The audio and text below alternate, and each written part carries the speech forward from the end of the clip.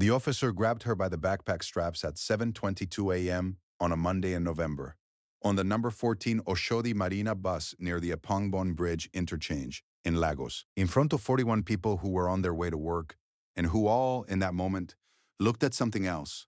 She had done nothing except be there, except be 16, except have a face that Officer Bello Ademi had decided in the 3 seconds since she had boarded meant something he was certain he recognized. It was wrong about everything. He did not know it yet. By 7:51 that same morning, there would be 17 missed calls on his commanding officer's phone from a single number. And that number's owner would not need to leave a voicemail because the calls alone were enough to make the commanding officer sit down. Her name was Suri Achebe Mensah. She was 16 years and 4 months old, 5 feet 6 inches, and she weighed 54 kilograms, which was exactly what she had weighed at the start of the school year because she tracked it carefully. Not out of vanity, but because her father had taught her that precision about your own body was a form of self-respect, the same way precision about your words was, the same way precision about your time was. She wore her school uniform, white blouse, navy skirt, white socks folded once at the ankle, and over it, a gray zip-up hoodie that had belonged to her mother, and that was 2 sizes too large and smelled, if you pressed your face into the fabric early in the morning, before the day got into it, faintly of the lavender fabric softener her mother had used, and that Suri still bought from the same store on Bodie Thomas Street. Not because she had to, but because she was not ready for the smell to change. Her mother had been gone for 2 years and 3 months. The backpack was black canvas with a small pin on the left shoulder strap, a round enamel pin, blue and gold, the crest of Queens College Lagos, where she was in her 3rd year. Inside the backpack was a geometry textbook, a brown exercise book with her name written in her own handwriting on the cover in permanent marker, her school lunch in a blue plastic container, fried plantain and egg her father had made at 6:15 that morning while she showered, a library book she had borrowed on Friday and had already finished by Saturday night, and her mother's old pencil case, a slim navy blue seep case with a red stitched edge that her mother had bought from a stall at Balogan Market in 2019 for 800 naira and that Zuri had been using since Form 1 and intended to use for the rest of her life. She was on the bus because the school-run driver had broken his leg the previous Wednesday and her father had arranged a replacement, but the replacement had called at 6:58 that morning, saying it could not make it, and her father had been 3 minutes away from his briefing, which could not be rescheduled, which he had explained to her in the kitchen while handing her the bus fare. Exact change. 200,050 naira, 2 bills and a coin, and adding the bus route number and the stop name to her phone's notes with the kind of care that looked like it was about the bus, but was actually about the fact that she was 16, and he still found it difficult to send her out into a city without wanting to personally account for every variable. She had taken the money and kissed his cheek, and told him she rode buses in the world. A had laughed. Then, he had looked at her for 1 extra second before he left, the way he always did since her mother died, the way that meant she was the one thing in his life he could not afford to get wrong. She had been on the bus for 7 minutes when Officer Adeyemi boarded at the Ajora Causeway stop. He was not in uniform. He was in plain clothes, dark trousers, a short-sleeved blue shirt with one of the buttons at the collar undone, a lanyard with his last transit police identification hanging at his chest. He boarded at the front, looked down the length of the bus for approximately 4 seconds, and then walked directly to where Zuri was sitting, 2nd row from the rear, window seat, her backpack in her lap, geometry book open, the hoodie zipped to her chin because the bus air conditioning was set to the temperature of a cold room. He sighed, "Get up." She looked up from the book. She said, "I'm sorry?" Inside her bag matched the description of a bag belonging to a theft suspect seen near the Ajoro roundabout on Saturday. He said it the way people say things they have already decided are true. He sighed, "Come with me." Suri closed the geometry book. She did it slowly, the way her father did things when he was being precise, marking her page with the fold of her thumb before she let the cover close. Because she had been taught that you did not lose your place, not in a book, not in anything. She looked at the officer's identification card. She looked at his face. Then she said, in a voice that was not loud and was not frightened, that her bag was not stolen, that she had carried it since Form 1, and that she would like him to explain the specific description he was working from. He did not explain anything. He took the backpack strap. The bus had gone quiet, in the particular way that buses go quiet when something is happening that everyone can see and no one is moving toward. A woman in the seat ahead of Suri had turned slightly, 1 degree, the smallest possible acknowledgement of what was occurring without actually looking at it. A man in a suit, 2 rows forward, was examining his phone with the focused attention of someone who needed it to be very interesting right now. The driver had not said anything. He was watching in the mirror. Bello Adeyemi pulled Suri from her seat, not violently, but firmly, the kind of firm that does not leave a mark and does not require explaining later, and walked her to the front of the bus, her backpack in his hand, her feet finding the aisle floor one step at a time. At the front, he told the driver to open the doors. The driver opened them. Adeyemi walked Suri off the bus at the corner of Echo Bridge Approach Road, where there was a small concrete barrier with a rusted railing and the smell of the lagoon water below and the sound of the morning traffic beginning to thicken on the bridge. The bus pulled away. She was standing on a stretch of road she did not know well, with a man she did not know at all, and her phone was in the side pocket of the backpack he was holding. If this story is already sitting heavy in your chest, stay with me, because what happens in the next 26 minutes changes the direction of everything. She asked for her bag back. He said she would get it when they had confirmed the theft report. She asked where they were going. He said the nearest transit command post was at Echo Bridge Underpass, 6 minutes walk. She asked whether she should call her father. He said she was free to call whoever she liked from the command post. She said her phone was in the bag. He did not respond to this. He started walking toward the underpass, and she walked behind him because the alternative was standing alone on the bridge approach at 7:20, 9 a.m., with no phone and no bus fare, and her geometry textbook under her arm, which she had held onto when he pulled her from the seat because she had not put it down. She was still holding the book when they got to the command post. It was a low concrete structure, 3 rooms, a blue painted door with a plastic sign that said Lask Transit Police, Sector 4. Inside, 2 desks, 1 ceiling fan, a filing cabinet with the top drawer held shut with a strip of electrical tape, a bench along one wall, where 2 men Suri did not recognize were sitting with the posture of people waiting for something they had been waiting for a long time. The officer behind the first desk was a woman in her 40s with reading glasses on a cord around her neck. Her name tag read SGT, Patiences Ose. She looked at Suri the way that only one person in the room was going to look at her in the next 26 minutes, with actual attention, the kind that takes in more than one thing at a time.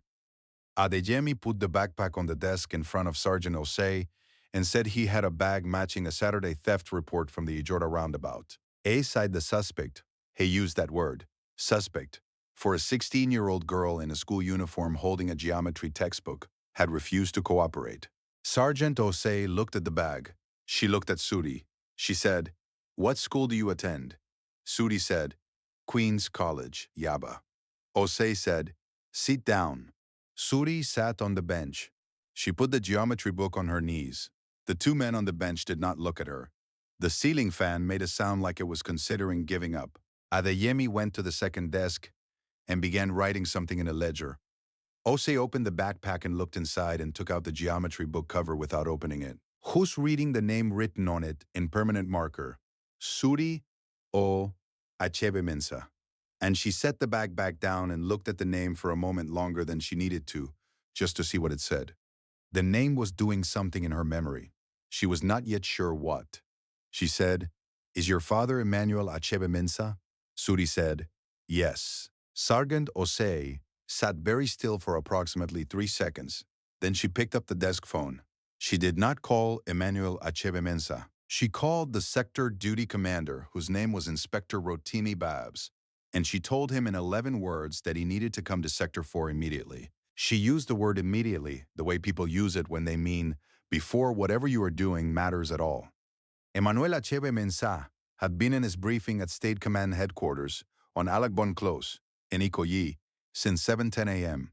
The briefing was a weekly operations review attended by 15 senior officers and chaired by him, which was what it meant, that his full title was Commissioner of Police, Lagos State Command, that the briefings happened because he was in the room, that the room changed its shape around his presence, that there was not a uniformed officer in Lagos State who did not know his name, and most of them knew what he looked like, and all of them knew what happened when his attention turned in your direction. He was 51 years old. He had been with the Nigeria police force for 24 years. He had worked his way from constable in Enugu State, through detective inspector in Abuja, through DCP Lagos, to where he sat now, at the head of a table that held the operational authority for one of the most complex police jurisdictions in West Africa. He was 6 feet 1 and wore his uniform the way that men wear things they earned, rather than things they were given, which is to say, it looked like part of him rather than like something put on. He kept a photograph of his wife on the left side of his desk, not facing him, facing toward where the people who sat across from him would be, so that when he was at his desk and someone was across from him, she was the one facing them both. Her name had been Nkechi. She had been gone for 2 years and 3 months. His phone was face down on the table during briefings. Protocol: when it buzzed at 7:31 a.m., he did not pick it up. When it buzzed again, 11 seconds later, he did not pick it up. When it buzzed a third time, the officer to his left, Deputy Commissioner Franco Sarman, who had worked with Emmanuel for 9 years and who could read him the way old sailors read water, glanced at the phone and then glanced at Emmanuel and did not say anything. By the 7th call, Emmanuel picked up the phone. It did not recognize the number. He looked at it for 2 seconds, then he turned to Osarman and said, "Pause," and stepped out of the room. He was back in the room at 7:38 a.m. He looked at Osarumen and said, very quietly, "I need 20 minutes." Osarumen nodded once, and Emmanuel was gone before the nod was finished. The drive from Alakbon Close to the Echo Bridge underpass was 11 minutes without a police escort, and 4.5 minutes with one. Emmanuel arrived at 7:49 a.m. He came through the blue door of Sector 4 without ceremony. No siren, no entourage. Just the driver who stayed at the vehicle, and Emmanuel himself in his full commissioner's uniform, who filled the doorway of the room in a way that had nothing to do with his physical size, and everything to do with the quality of stillness he carried, the precise and total attention in his face. The way the two men on the bench sat straight, without being told to, and the ceiling fan suddenly seemed very loud. His eyes found Zuri first. She was on the bench with the geometry book on her knees, and the hoodie zipped to her chin, and the expression she always wore when she was somewhere that required her to be patient, which was not quite calm and not quite watchful, and not quite anything you could name, but which was, in the clearest possible way, exactly her mother's face. It crossed the room.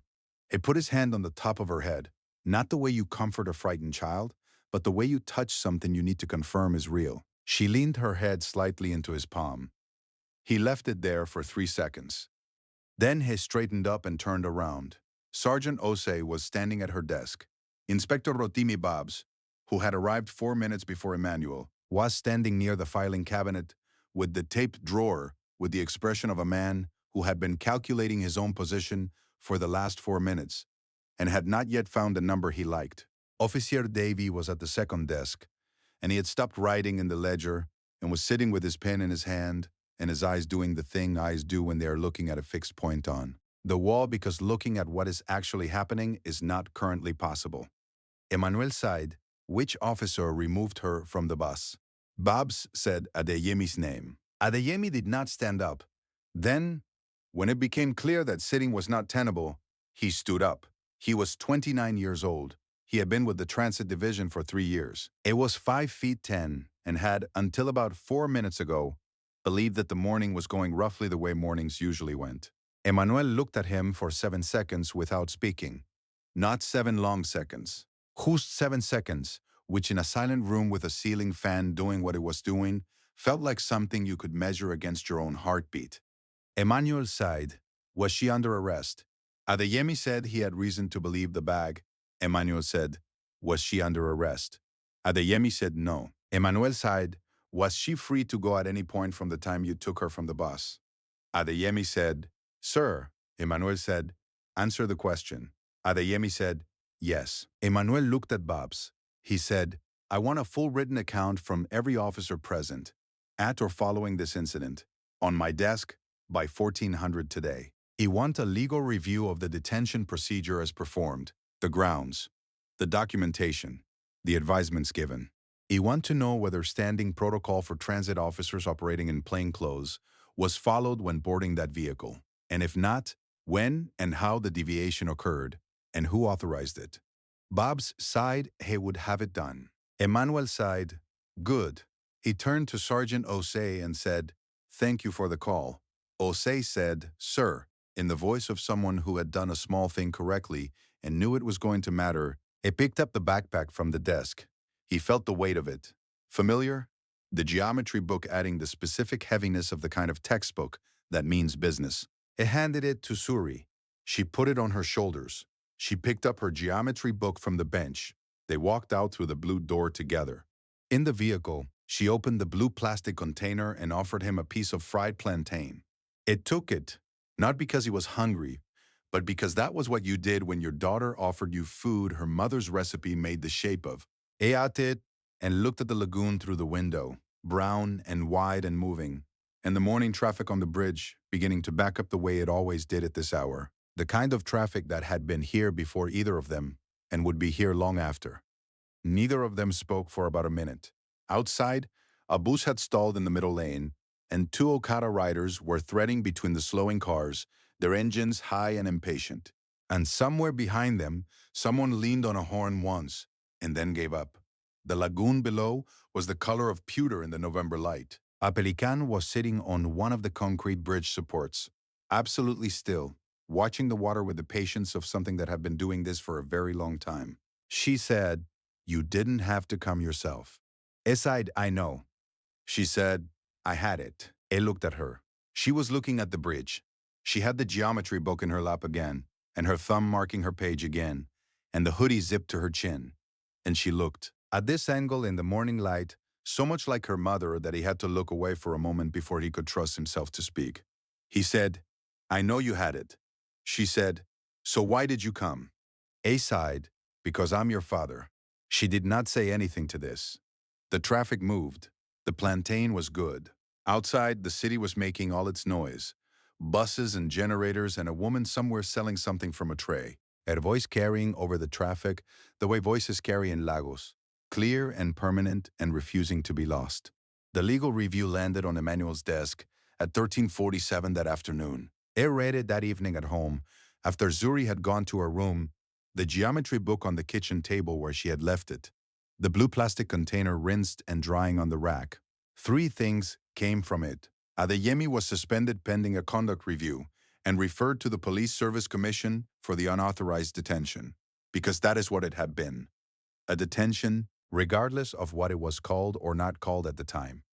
A sector-wide retraining on plainclothes stop-and-search protocols was ordered, mandatory for all 47 Transit Division officers in Sector 4 and the 2 adjoining sectors, to be conducted at the Echo Bridge Command Post, rather than at central training.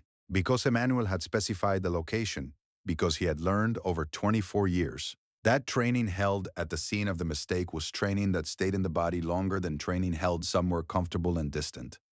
The third thing was a standing instruction, written into the sector operations order, that officers detaining juveniles in plainclothes operations were required, before any physical removal, to show photo identificación, state the legal basis for detention, and offer the detainee the opportunity to call a guardian. All 3, in that order, every time, no exceptions. It was 3 sentences in the operations order. It took Emmanuel 6 minutes to write. It had taken Zuri 26 minutes standing on a bridge approach road without her phone to make it exist. That Sunday, Suri finished the library book she had borrowed and returned it.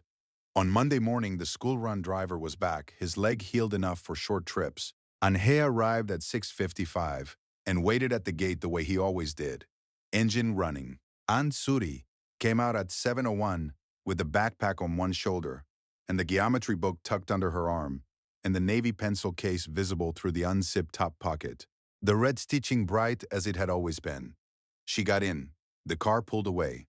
She looked out the window at the morning, the kiosks opening, the generators coughing to life. The sky over Lagos doing what Lagos skies do in November. White and wide and full of the kind of light that promises nothing and delivers everything. She did not think about the booze. She was thinking about pages 78 to 94 of the geometry book, which covered coordinated transformations, which she had not fully understood the first time through and was going to need to understand before Thursday.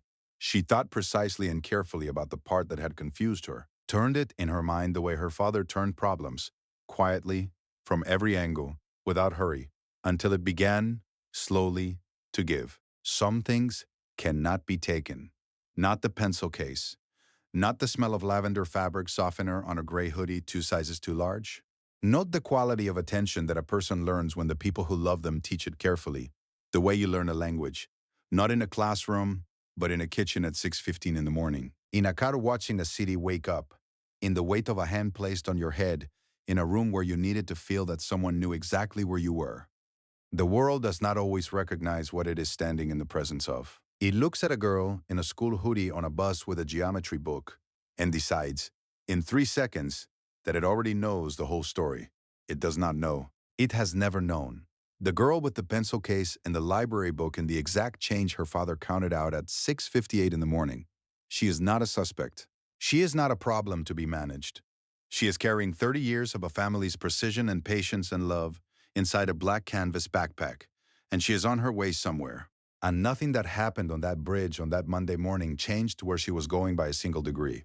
Not 1 degree. If a child you loved was taken off a bus for no reason, and they handled it with more dignity than most grown people could, what would you want the world to understand about who raised them? And if you are that child, if you have been that child, what did you carry with you that they could not take?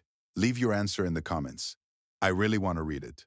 Subscribe for more stories about hidden strength, quiet power, and the people the world overlooks until they change everything. I'll see you in the next one.